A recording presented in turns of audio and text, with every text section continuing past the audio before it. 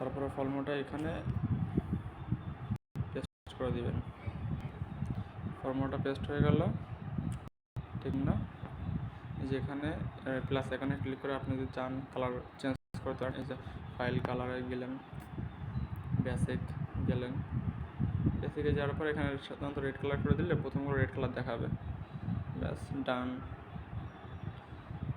আপনি যদি চান দ্বিতীয় যে অ্যাকাউন্টগুলো আছে সেগুলো এভাবে করে যদি আপনি আরেকটা কালার নিয়ে আসতে চান নিয়ে আসতে পারেন। এই যে আমি একটা সবুজ কালার করে দিলাম, তাহলে প্রথম যেগুলো সেটার ভিতরে আছে সেগুলো রেড কালার দেখাবে, বাকিগুলো সবুজ হয়ে যাবে। সবুজটা না দিলেও না দিতে পারে, সেটা আপনাদের ইচ্ছা।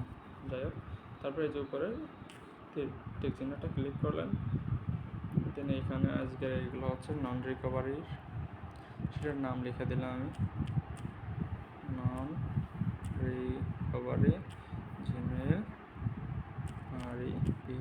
রিপোর্ট। দেন এখানে একটু ইমোজি চাইলে ইমোজিও দিয়ে দেওয়া যায়, সে আছে রয়েছে, সেগুলো আপনাদের ইচ্ছা।